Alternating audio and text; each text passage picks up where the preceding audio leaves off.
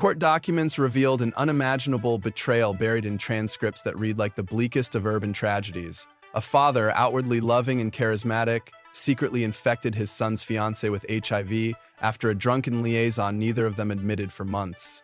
In a world flush with rumor and tabloid cruelty, the father then tried to force her hand in a twisted proposal, leveraging her fear, her shame, and her own unspoken desperation. It began, ironically, with an engagement celebration that drew the entire neighborhood out for the promise of a bright future.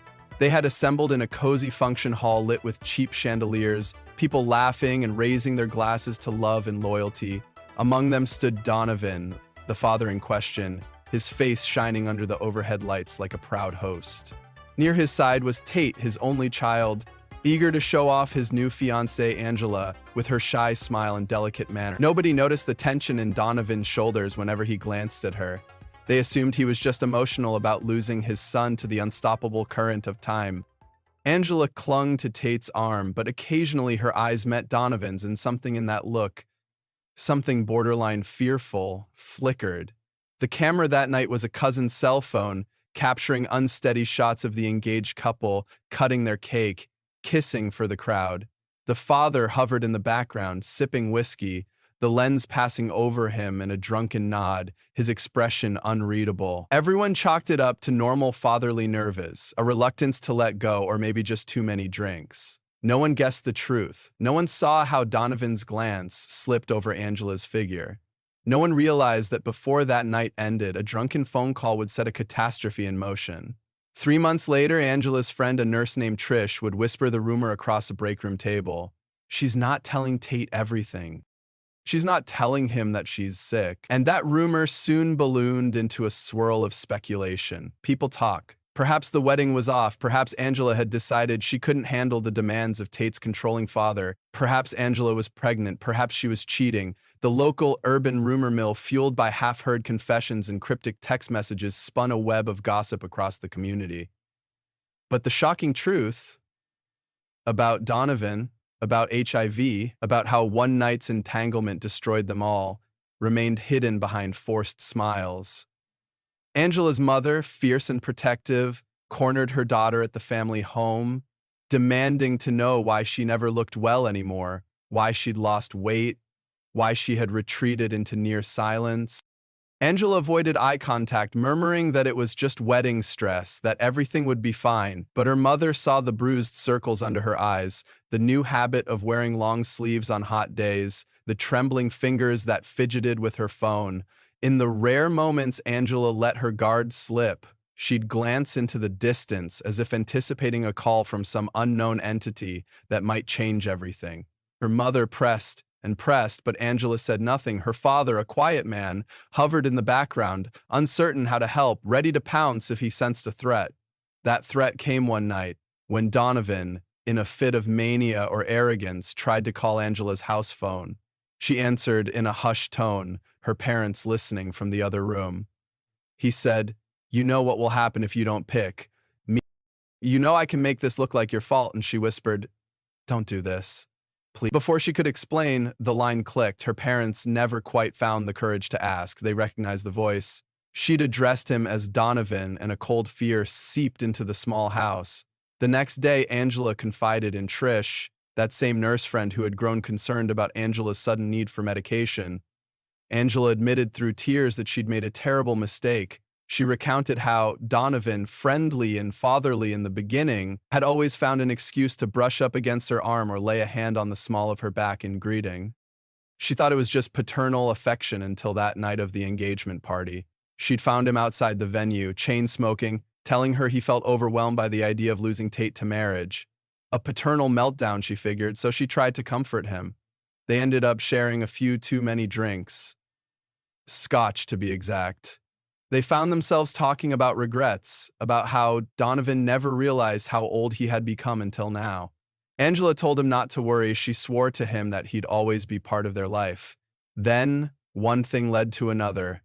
A sloppy embrace that became a heated kiss that devolved, in the trunk of a car behind the venue, into an act neither could fully process once the morning came. Guilt, shame, and fear ravaged Angela. In the weeks that followed, Donovan started acting strangely. He'd call her, show up at her workplace, drop cryptic comments that sounded like threats. He never explicitly said anything about HIV. Only when Angela felt her health slipping did she go for tests. By then, Donovan had infected her. She told Trish everything in breathless, agonized detail. Trish asked if Angela had told Tate or if Donovan had forced her in some twisted blackmail scenario. Angela admitted she was too afraid. "He wants me to marry him," she confessed in near hysterics. "He said if I tell Tate, he'll go to the police and say I seduced him, that I knew I was infected, that I deliberately tried to destroy the family. He says he'll make sure everyone believes him and then I'll have nothing left." She paused, eyes brimming with tears. "He says if I go along with it, he'll pretend it never happened and help me with the costs for medication." Trish was aghast, urging Angela to run away, to tell Tate, to do anything but keep silent. Angela shuddered, sobbing, "I can't lose him." Around this time, the wedding invites had just gone out. The date was weeks away. It was set to be an elegant affair in a small suburban church, a bright ceremony with flowers and soft organ music. Tate was over the moon, telling his friends about how excited he was to marry Angela, how their life would begin in earnest as soon as the vows were spoken. His father rarely contributed to the conversation, but still offered to pay for part of the ceremony. Tate's friends joked that he was lucky to have such a supportive dad. When Angela heard that, her throat seized with panic. She'd endure car rides with Tate sitting in the passenger seat of his battered sedan, listening to the quiet hum of the radio, tears threatening to spill. He'd put a hand on hers and say, "Everything's gonna be great, babe." She couldn't speak. He felt her trembling, but chalked it up to pre-wedding jitters. He'd squeeze her hand and say, "Dad's paying a chunk, so let's do the open bar," or "He's even letting us move into his old condo for a few months if times get tough." She'd bite her lips so hard it nearly bled. Private confessional interviews later captured her state of mind in sobbing, broken admissions. She explained on tape that she felt trapped by shame and fear. She had grown up in a conservative household that placed high value on sexual purity and family unity. She had been taught again and again to obey elders, to never bring disgrace on the family name. She was terrified that if she told Tate, he'd leave, that her own parents would disown her for betrayal. Donovan's threats carried weight. He told her that if she confessed, people would assume she was a willing temptress and that no one would believe he'd forced or manipulated her. On top of that, the stigma of HIV loomed large, a vile brand that could reshape her entire life. She prayed for a miracle that might free her from the mounting wreckage, but each day brought her closer to the wedding, and Donovan's reminders grew more ominous. He sometimes pressed her in private. "Have you made a decision yet?" "The clock is ticking," she tried to reason with him. "How could I possibly marry you?" she pleaded. "Tate's your son, for God's sake." But Donovan's eyes went cold. He insisted that once Tate discovered Angela's HIV status, he'd dump her anyway. Donovan told her he was the only one who could accept her the way she was. She couldn't shake the nauseating realization that she was dealing with a man who had lost all moral boundaries. A local journalist, assigned to write a piece about the upcoming wedding, since Tate's family had some mild local renown, would later recount in a televised interview that he noticed Angela's quiet anguish, how she looked haunted. He tried to extract quotes from her about wedding day excitement, but she only mumbled polite remarks. He noticed Donovan pacing in the background, fiddling with his phone, glaring at them from a distance. He reported that he caught a snippet of conversation between father and future daughter-in-law when they thought no one was listening. He heard Donovan hiss, "Don't forget what I said. Tomorrow at your place, we talk this out." Angela lowered her eyes, nodding meekly. He didn't understand it at the time, but it stuck in his mind. Something about the father's tones set off alarm bells. That snippet, when eventually shared with the police, would help piece together a timeline of emotional blackmail. In separate interviews, Donovan's coworkers described him as charismatic, always with a joke, a man who seemed like a good friend to everyone. At the auto body shop where he worked as a foreman, they never suspected he had HIV, never suspected he carried a dark secret he was willing to pass on to unsuspecting women. He'd say things like, "God, these kids are going to make me feel so old," or "Once the boy's out of the house, maybe I can finally breathe." Comments that felt innocuous enough until all the context came spilling out in the subsequent criminal investigation. A coworker recalled how Donovan once bragged about being the alpha in the house, even over his grown son, and how he'd never let anyone take what's his. At the time, it sounded like typical paternal grumbling, but in retrospect, it was a clue to a deep, volatile resentment he harbored toward anyone who might overshadow him, including his own child. One day, Angela's health took a turn. She collapsed at home from severe exhaustion and anxiety, prompting an ER visit. Tate rushed to her side, frantic, demanding to know what was going on. Angela sat on the edge of the hospital bed near tears but still refused to spill the truth. The doctor, per protocol, discussed HIV testing with her, suspecting that she might have it based on certain lab markers. Angela was desperate to keep Tate out of that conversation, instructing the doctor to speak to her privately. She knew the day of reckoning was near, that she could no longer hide behind illusions forever, but she still couldn't muster the courage to turn her entire world upside down. For a moment, she believed she might keep this secret sealed, that she could quietly manage her condition, marry Tate, and pray that he was not already infected. Pray that Donovan wouldn't sabotage her. But Donovan, cunning and paranoid, found out about her hospital visit, and he cornered her that same night in the empty hallway outside the hospital cafeteria. He clenched her wrists and snarled, "If you think you're gonna just hush this up, you're crazy. If you won't marry me, then I'll blow this all to hell. You'll be the homewrecker.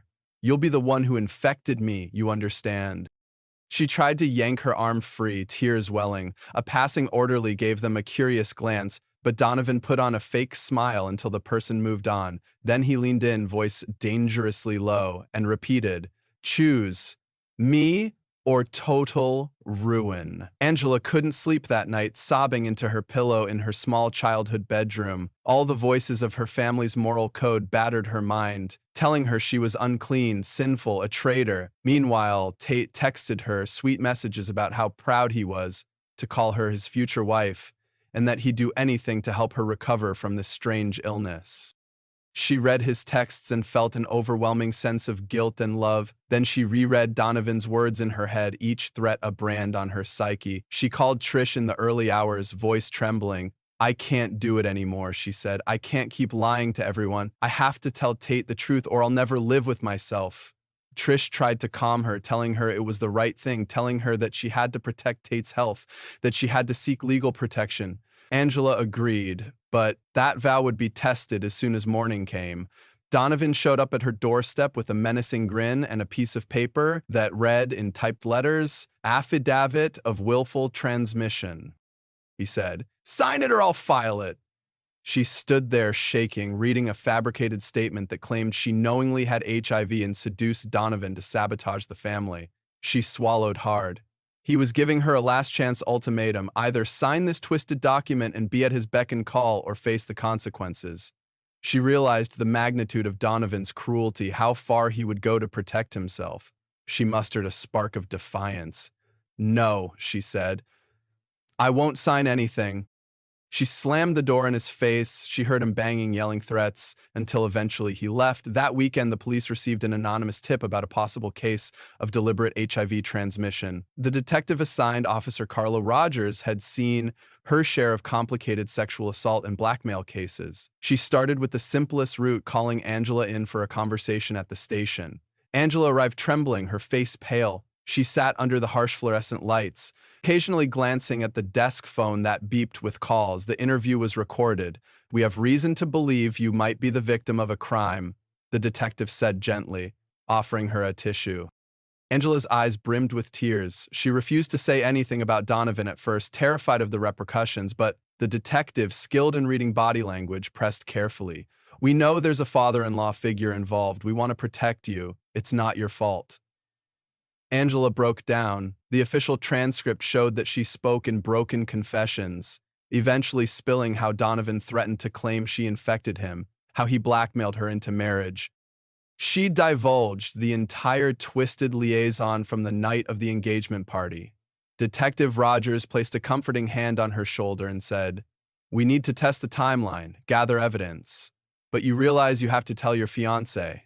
Angela nodded miserably. "He doesn't know. I'm so scared."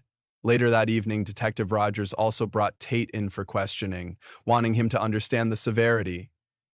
Tate appeared confused, shaky. He insisted that Angela was a sweet girl who would never cheat, never lie. He demanded to know if the detective was sure. They laid out the facts in a compassionate but direct manner. He crumpled, literally burying his head in his hands. The transcripts captured him muttering, "My father, I can't believe this." Then came his anger, righteous and explosive. He did this to her? He threatened her? Tate demanded to know where his father was. He stormed out of the station and sped home. Angela, in tears, tried to call him to explain, but he wouldn't pick up. Meanwhile, Donovan, sensing the noose tightening, tried to intercept his son, tried to spin the story, claiming that Angela came on to him, that she was the one infected first, that she was lying to cover her own shame. When Tate finally confronted Donovan at the old condo, the confrontation was vicious. Neighbors reported yelling, glass shattering, the father cursing at the top of his lungs. Some heard Tate scream, "How could you do that to me?" Followed by Donovan's shrill voice, "She's not who you think she is." Then a thud. Moments later, Tate stormed out, a bruise on his jaw. Donovan stood at the window, exhaling cigarette smoke, a mad glint in his eye. A neighbor recalled how Donovan watched Tate drive away with a cold expression, as if the final break with his son was a necessary price. 3 days of media frenzy ensued once rumors leaked out that a father might have infected his future daughter-in-law with HIV. The city's tabloids devoured the story. Headlines read, "Engagement horror, father's dark secret or wedding nightmare shocks community," accompanied by stock photos of wedding rings shattered in half. People who once admired Donovan for his generosity now treated him like a pariah. Some insisted it had to be a misunderstanding. Others said they saw it coming, that Donovan always had a wandering eye. Meanwhile, Angela faced another wave of torment, online trolls calling her nasty names, speculating about her sexual history, claiming she was a gold digger or worse. In a tearful interview recorded by the detective, Angela admitted, "I feel like I'm being attacked from every angle. Everyone's calling me a liar or a homewrecker. I want to run away, but I also need justice for me and for Tate." She tapped her phone nervously.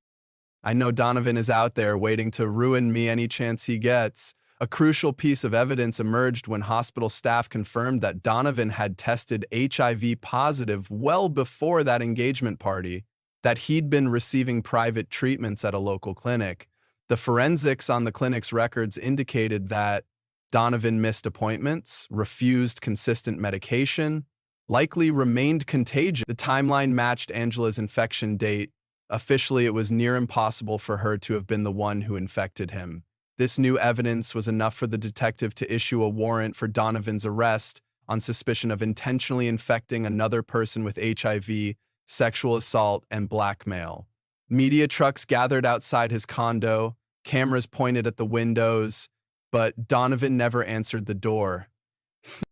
Eventually, the cops found him hiding at a friend's place in a different neighborhood, looking disheveled and muttering curses under his breath as they cuffed him. The images from the arrest circulated on local news. Donovan scowling, hair messy, shirt unbuttoned, as if he'd been in a scuffle. He spat at a camera lens and screamed that he was innocent, that this is Angela's fault. People who once counted him a friend watched the footage in shock, uncertain how to square this unhinged man with the good-natured father they thought they knew. Prosecutors began building a case, meticulously documenting Donovan's texts, calls, and patterns of intimidation. Angela, though terrified, found a small wellspring of courage in the knowledge that she no longer had to face him alone. She met with the district attorney in a dimly lit conference room, her voice trembling as she recounted every detail. They guided her through the steps of pressing charges. They explained that given the nature of HIV transmission laws, the case would hinge on proving that Donovan knew of his status and deliberately withheld it, that he coerced Angela, that he attempted further blackmail. She nodded, eyes cast downward, clutching a tissue. She'd lost weight, and the stress was visibly taking its toll. Tate, meanwhile, had moved out of their shared apartment, unable to face Angela in his present state of heartbreak and fury. Not sure who betrayed him more. His father's unspeakable actions overshadowed everything else, but Angela's part weighed heavily on him. He told a friend, "She could have told me. She should have told me. It's not just the cheating. I can live with that if it was a mistake." But the secrecy around something this huge, he trailed off, pushing tears away. The friend tried to comfort him, suggesting that Angela was a victim of intimidation. Tate nodded, but the hurt was raw, a dagger twisting in his heart. In the pretrial hearing, Donovan sat at the defendant's table in a rumpled suit. He cut the figure of a cornered man, anger simmering beneath his forced composure. Angela entered quietly, avoiding eye contact. With her lawyer and detective in tow, Tate sat in the gallery, pale and tense, arms folded tight against his chest. The hearing began with the prosecution's summary of charges. The defendant knowingly transmitted HIV to the victim. He proceeded to threaten and blackmail her, demanding she either marry him or face false allegations. Angela felt tears stinging her eyes as the prosecutor described her situation in stark legal language. Donovan's attorney tried to paint Angela as a temptress, an opportunist, insinuating she wanted Donovan's money, that she was the real manipulator. A hush fell over the room as the judge heard arguments about whether Donovan should remain in custody. Tate's expression during this hearing was captured by a local newscast. He looked hollowed out, as though the father he once admired had become a monster in real time. Donovan stared straight ahead, his jaw clenched, refusing to glance at the son he'd betrayed. Eventually, the judge set bail at a high figure. Donovan's lawyer complained, but the judge cited the seriousness of the charges. As they escorted Donovan back to a holding cell, reporters clamored for a statement, shouting, "Donovan, did you force your son's fiancée to marry you?" He just scowled, ignoring them. The clang of the cell door reverberated through the building. Angela fled the courthouse, refusing to answer media questions. She found Trish waiting in the lobby, arms outstretched, offering a hug. Angela broke down, sobbing uncontrollably. She kept saying, "This isn't real. This can't be my life." Trish stroked her hair, whispering that she was doing the right thing, that everything would come to light, that she would find justice. But Angela's greatest dread was facing Tate, who was now effectively estranged. She still loved him. She worried that the HIV might have passed to him at some point, though they'd never had unprotected intercourse after she was infected. She was too afraid, always making excuses to avoid intimacy until the wedding. But that strain of fear gnawed at her. A single mistake could alter Tate's life irrevocably. Days later, she mustered the courage to send him a long text, explaining her side, apologizing over and over. Tate responded with a single line, "I don't know how to see you right now." She understood. Then came the televised interviews with neighbors, family friends, local bartenders who served Donovan, all giving their contradictory spins. Some said Donovan was a known flirt. Others claimed he was a doting father who'd never do such a thing. Rumors of cult-like blackmail, of secret financial motives, and other bizarre conspiracies sprouted. The noise was deafening, overshadowing Angela's truth. She tried to tune it out. She tried to focus on therapy sessions arranged through a victims advocate group. She tried to remind herself that she was still young, that her entire life wasn't over, that she had a right to love and be loved. A month later, the trial began. Cameras weren't permitted in the courtroom due to the sensitive nature of the case, but the presence of reporters outside gave it a circus-like atmosphere. Prosecutors read text messages from Donovan to Angela, in which he threatened to tell the whole world she was the infected aggressor if she didn't comply. Phone call logs showed repeated late-night harassment. Angela testified, voice quaking, about the night of the engagement party, about how the father of the man she loved had cornered her in a drunken haze, how she felt powerless, how the weight of her upbringing left her unsure how to say no to this older authority figure. She described the subsequent months of blackmail, her fear that no one would believe her. The defense seized on her initial silence, framing it as proof of her complicity.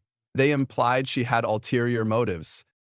The cross-examination was brutal. Donovan's attorney grilled her on every private detail, painting her as cunning. She sobbed under the relentless questions. But the prosecutor and detective had prepared her. She stayed consistent, painting a harrowing picture of manipulation.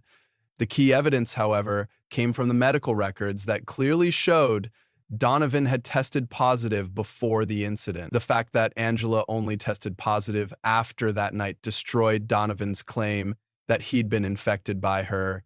Tate took the stand. His demeanor was grim, but he spoke with clarity about how he discovered the betrayal, how Donovan had always had an ego, always needed to be the center of attention. He recalled arguments from childhood when Donovan would lash out unpredictably if he felt disrespected. He recounted the text messages Donovan sent him after the confrontation, messages that vacillated between blaming Angela and accusing Tate of being disloyal. In one chilling message, Donovan wrote, "You're my son. Don't make me your enemy."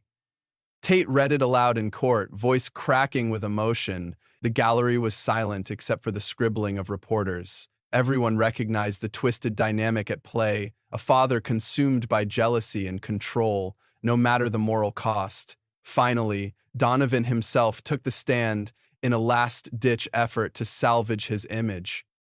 Under direct examination from his lawyer, he tried to recast himself as the victim of seduction, claiming Angela teased him, that she threatened to frame him. But on cross-examination, the prosecution eviscerated his story, pointing out all the inconsistencies, brandishing the medical tests and text records like daggers. Donovan became visibly agitated, slipping into bursts of anger, even yelling at the prosecutor, "You don't know how these women operate!" The judge warned him repeatedly to restrain himself. The jury watched stone-faced. Some accounts later said they saw a glimmer of pity for a man undone by his own madness. But it was overshadowed by shock and disgust. After days of testimony, the jury deliberated for hours. They returned with a verdict, pronounced in a tense hush, guilty on multiple charges, including willful transmission of HIV and attempted coercion. Donovan's shoulders slumped as the judge remanded him into custody pending a sentencing hearing. The father who once proudly bragged about paying for his son's wedding was now led away in handcuffs. Tate stared at his father, tears slipping down his cheeks. Angela stood in the back, face ashen, feeling both relief and lingering heartbreak. Even with the guilty verdict, the emotional carnage was immeasurable. In the aftermath, Angela avoided the cameras. Tate also ducked away from reporters, burying himself in a cousin's spare room. Weeks went by with no contact between them, each lost in private grief. She discovered that Tate tested negative, a small mercy, but the emotional rift between them seemed unbridgeable. Whenever Angela replayed his stricken expression in her mind, she felt sure he'd never forgive her for the silence, for the betrayal, even though Donovan was the true perpetrator. She had to learn to live with her condition, seeking specialized counseling and medication. She found an HIV support group that met in a humble community center basement where others infected by lovers' secrets shared their stories. She listened, tears streaming, as people spoke of betrayal and survival. She told her own story one evening, voice trembling, but as she did, a strange empowerment took hold. She was no longer alone. She was no longer just the scapegoat in Donovan's twisted plot. Meanwhile, Detective Rogers, who had come to care deeply about Angela's well-being, encouraged her to press charges for sexual assault as well. Angela weighed the emotional toll. Donovan faced years in prison already, but she wanted to ensure no detail was brushed aside. With the detective's guidance and the unwavering support of the prosecution, she proceeded. Another wave of court proceedings loomed, this time for a separate trial focusing on sexual coercion. Donovan's defense continued to claim it was consensual, but his credibility had been shredded. Angela dreaded the prospect of testifying again, but something within her had hardened. She was determined to see this through. In a move that caught everyone by surprise, Donovan's lawyer tried to broker a plea deal, hoping to avoid another public spectacle. The prosecution consulted with Angela. She was hesitant. A plea deal meant a quicker resolution, but might not fully acknowledge the gravity of Donovan's actions. After days of soul-searching, she agreed, provided Donovan pleaded guilty to sexual assault and blackmail. He did. The second trial never made it to open court. Donovan was sentenced to additional time to run concurrently with his existing sentence. Some onlookers, especially the tabloids, lamented that the sensational details wouldn't be exposed in another hearing. Angela found solace in not having to relive the ordeal again. She was content that justice, in some form, was served. Tate, after learning about the plea deal through his cousin, felt a surge of conflicting emotions. He was relieved Angela didn't have to go through another draining trial, but he also couldn't erase the pain in his chest whenever he thought about the father he had once idolized. Late one night, in a moment of pensive reflection, Tate drove to Angela's mother's home, where Angela had been staying. He parked outside on the dimly lit street, drumming his fingers on the steering wheel, unsure if he had the right to appear unannounced. Finally, he got out, heart pounding. Angela's mother opened the door, recognized him, and let him in without a word, stepping aside so they could face each other in the living room.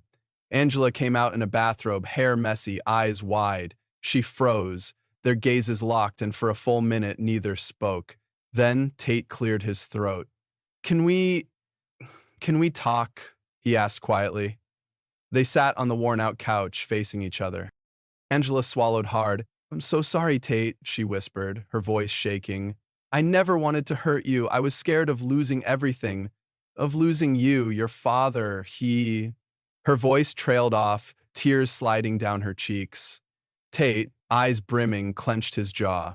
He reached out and placed a hand on her knee. She flinched at first, still expecting rejection. But his touch was gentle. "I know," he said. "He's the one who's guilty. I wish you'd come to me, though. I would have fought for you, tried to protect you. But I know it's not that simple. I'm sorry for everything you went through." They talked late into the night, unveiling the hidden corners of their heartbreak. Angela cried as she revealed the humiliation of being blackmailed, how she internalized the blame, how her upbringing made her feel powerless against an older man's authority. Tate shed tears of fury, confessing how helpless and betrayed he felt by his father. "The man I grew up admiring is gone," he said, voice cracking. "I hate what he's done to us."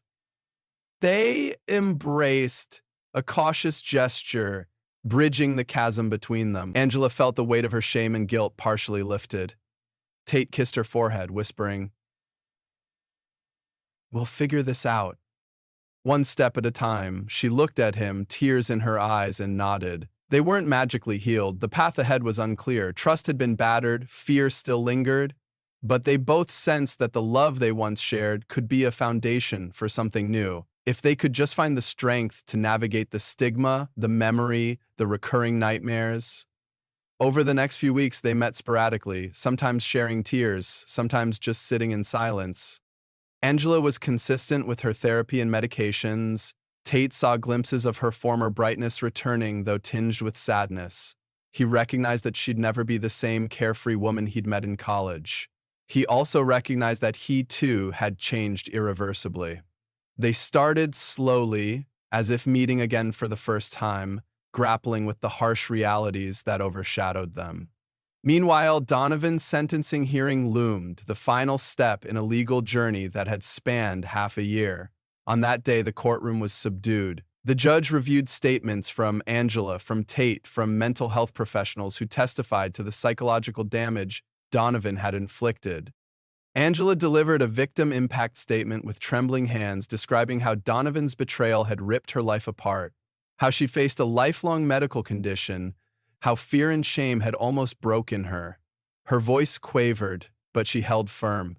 Tate also spoke, denouncing his father's acts as beyond betrayal, beyond words, describing how the entire family had been shattered by the selfishness and cruelty. Donovan sat there, his once cocky demeanor replaced by sullen silence. At the end, the judge gave a severe rebuke, condemning Donovan's manipulative nature, the premeditated act of knowingly transmitting a life-altering illness, and the subsequent blackmail. The judge pronounced a significant prison sentence, far beyond what Donovan's lawyers had hoped to secure. Donovan's face twisted, but he said nothing as they led him away, shackles clinking. The father who orchestrated unimaginable harm was relegated to a life behind bars. Afterward, Angela and Tate stepped out of the courthouse into the crisp afternoon. They faced a small throng of reporters, cameras, and microphones thrust forward, eager for statements. One of them called out, "Angela, do you have any comment on the father's sentencing?" Another asked, "Tate, is your wedding still on?" They stopped, looked at each other. Tate gave a curt shake of his head, guiding Angela gently away from the camera. No official comment would be given that day. They got into Tate's car and drove in silence for a while, escaping the city's frenzy, heading out to a quiet overlook by a local lake, where the water shimmered under the afternoon sun. There, they got out and stood by the water's edge. Angela hugged herself against the chill breeze. Tate stood behind her, hesitated, then wrapped his arms around her shoulders. She let her body relax against him. No words were spoken for several minutes. It felt like a fragile sanctuary from the chaos they'd endured. Eventually, Angela whispered, "I don't know what happens next." Her eyes remained fixed on the rippling water. Tate exhaled softly, resting his chin on her head. "We don't have to figure it all out right now. We just have to keep trying, keep talking to each other." She nodded. It was a small step forward, but it was something. Over the next few months, the media's focus drifted, as it always does, to newer scandals and controversies. Donovan's name appeared less in the headlines. People moved on to other tragedies and gossip. Angela continued her treatment and counseling, sometimes stepping outside her comfort zone to speak at support groups about the importance of testing, the dangers of stigma. She'd quake with nervousness, but the experience of sharing her ordeal became part of her healing. Tate attended a couple of these sessions with her, initially sitting in the back, head bowed, but eventually taking her hand and joining in. He listened as other victims shared stories of betrayal, disease, and heartbreak. He saw the bigger picture of how destructive secrecy could be, how the shame around HIV contributed to tragedies like this. Angela gradually rebuilt her sense of self. She applied for a position as an administrative assistant at a local healthcare nonprofit, wanting to use her experiences to help others. During the job interview, she was upfront about her status, about her emotional journey.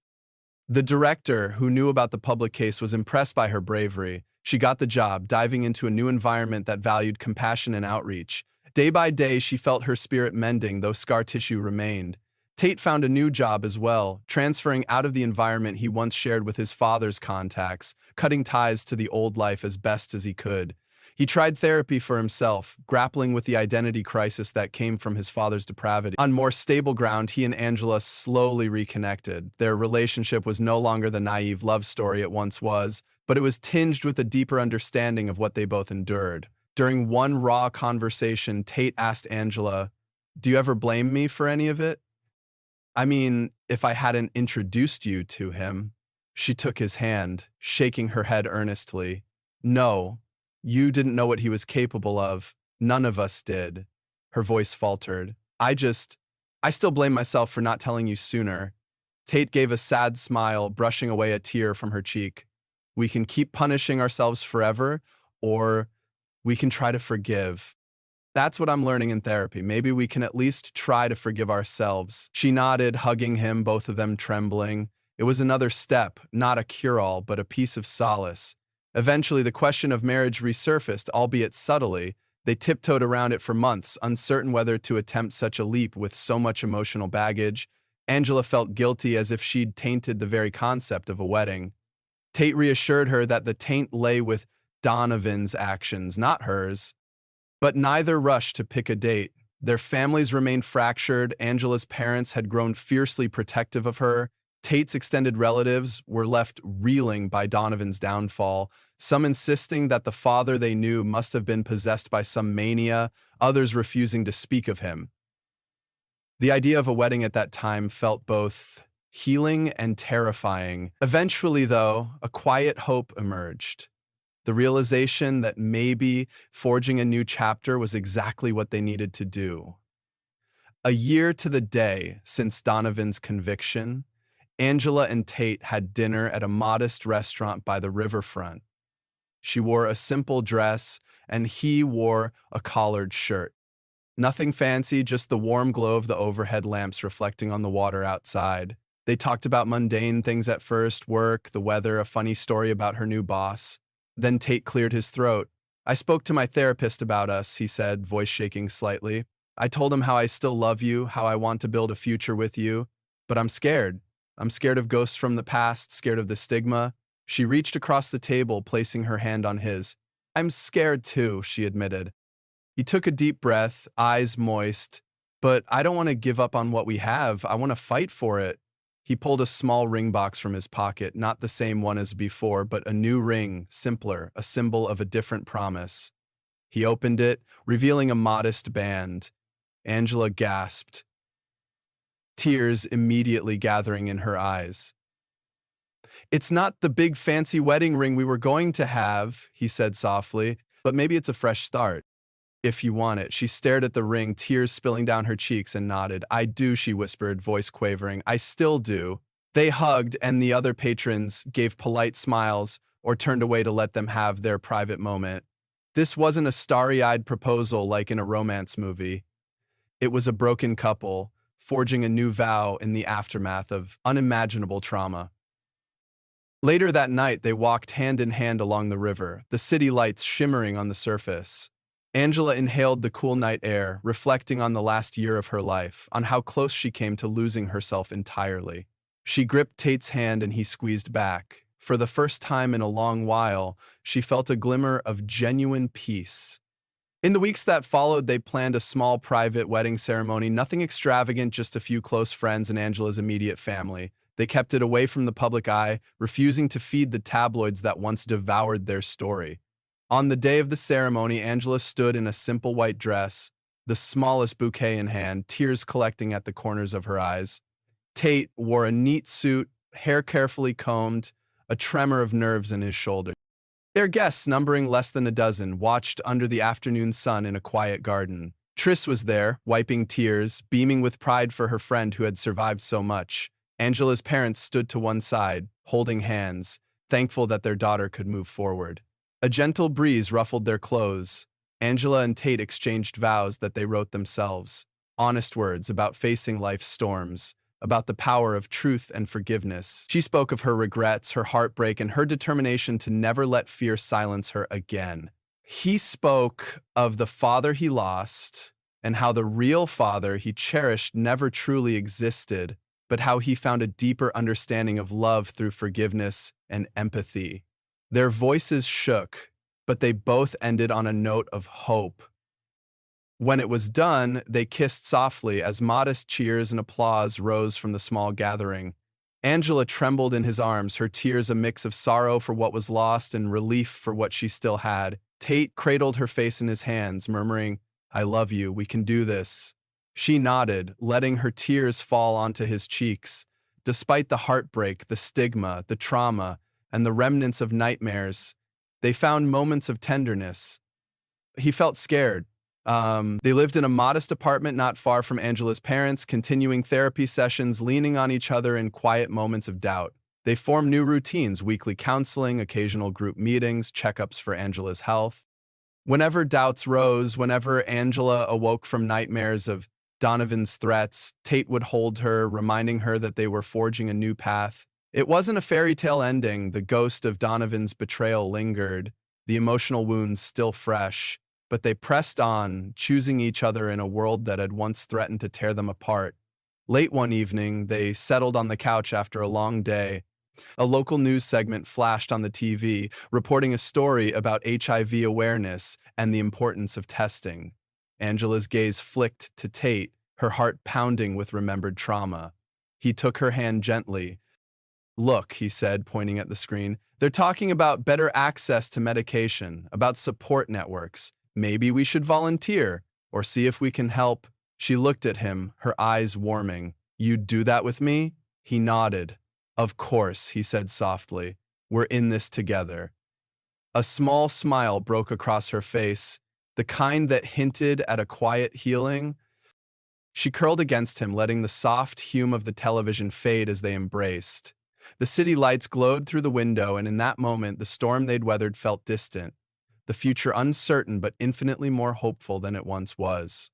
And so their life continued, each day a slow step toward normalcy. They visited Donovan behind bars exactly once, a meeting that left them both shaken and hollow. Donovan sat on the other side of the thick glass, a ghost of the man he once was, rage flickering in his eyes. He tried to defend himself, to place blame on them. Tate quickly realized there was no redemption in that face, no glimmer of remorse. Angela couldn't even speak. They left after barely 5 minutes. Outside the prison walls, they clung to each other, letting the cold air wash over them, reaffirming their choice to move forward, unshackled by Donovan's darkness. That was the final time they set eyes on him, both of them certain they would never look back. The ordeal had branded them with deep scars, but it also gave them a fierce resilience. Their story, once a viral headline, faded from the public's radar. But in their private world, they remained keenly aware of every painful step that led them to each new sunrise. Angela learned to advocate for herself, to never again be silent in the face of manipulation or abuse. She discovered a reserve of courage she never suspected she had. Tate learned to confront his own illusions, to recognize that unconditional love sometimes means accepting the monstrous failings of those we trust, yet not allowing those failings to define our destiny. They grew together, forging a bond tested by horrors most couples could scarcely imagine. In time, they hoped to start a family, even though Angela's condition added complexity. They consulted specialists, weighed the risks, and discovered that with modern treatments, the chance of transmission could be extremely low.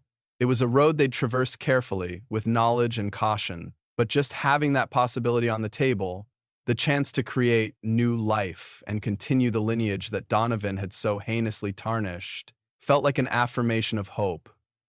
They didn't rush it. For now, it was enough to wake up each day with a renewed sense of purpose, to hold each other through the night without secrets, without fear that a knock at the door would unravel them again.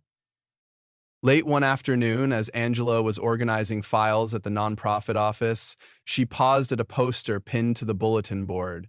It featured a simple phrase: break the silence, end the stigma. She ran her fingertips over the words, remembering how silence had once trapped her in Donovan's net. She took a breath, shoulders squared, grateful she had found the strength to escape that prison. After clocking out, she headed home, humming softly, thinking about the life that still stretched ahead of her. At home, Tate was preparing a simple dinner. He greeted her with a quick kiss, then rolled up his sleeves to chop vegetables, taking the domestic routine in stride. As they worked side by side in the kitchen, a sense of normalcy surrounded them. Angela couldn't help but marvel at how extraordinary ordinary things could feel after the nightmares they endured. She teased Tate about his subpar cutting technique, and he grinned, brandishing the knife with theatrical flair. Dark humor occasionally peppered their banter, a nod to the grim absurdity of what they'd been through. They'd share a wry comment about living rent-free in the rumor mill's memory, or crack a sarcastic joke about viral fatherly devotion. It wasn't that they trivialized the trauma, but that laughter, even if dark, provided a release valve, a small rebellion against the shadows cast by Donovan's betrayal. Over quiet dinners, they sometimes reflected on how the world sees HIV and how many people still suffer in silence. Angela felt a growing desire to stand up for those who lacked support. The nonprofit work was a start, but she considered one day sharing her story publicly, not for the tabloids, but in a controlled, safe environment, maybe in a series of community talks or educational programs that replaced sensationalism with empathy. She mentioned the idea to Tate, who offered unwavering support. "If you want to do it, I'll be there," he said softly. She smiled, appreciating the man who had chosen to stand by her, even after everything. Their wedding photos from that small ceremony eventually found their way onto a dusty shelf in the living room. Trish snapped them with her smartphone, capturing the couple's delicate smiles. There was no father-daughter or father-son dance to speak of, no giant cake or long guest list. But within those photos lay a subdued joy, a testament to survival and the refusal to be defined by tragedy.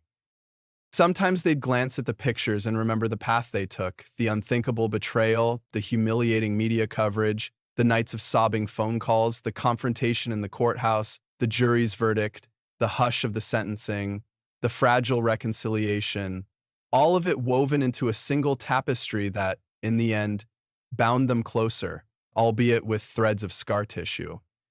As time passed, Angela found stability with her medication. Her blood work improved and her doctors were optimistic. She adhered strictly to her regimen, never missing a dose, determined to keep herself healthy and safe for a future she once thought impossible. Tate went to every major appointment with her, sitting in the waiting room, flipping through outdated magazines, his legs shaking with nervous energy. When the doctor announced that her viral load was so low it was almost undetectable, they exhaled in relief, hugging each other in the sterile corridor, tears of cautious happiness shining in their eyes. On an evening that felt peaceful and full of possibility, stood on their tiny apartment balcony, leaning on the railing, gazing at the city lights below. Tate wrapped an arm around Angela's waist and she rested her head on his shoulder. He said, almost in a whisper, "We've come a long way." She nodded, recalling the early days of their relationship when everything felt simple, unaware of the monstrous shape that lurked in Donovan's secrets. Then she recalled the day it all collapsed, the illusions shattered, the pain that nearly destroyed them. And yet here they stood, battered but not broken. "I'm proud of us," Angela finally said, voice soft, "proud that we didn't let his sickness define us." Tate pressed a kiss to her temple, looking into the distance. "Me too," he murmured. They'd never be able to erase what happened, and it would always hurt in some corner of their hearts, but they refused to let Donovan's evil overshadow their determination to be better, to heal.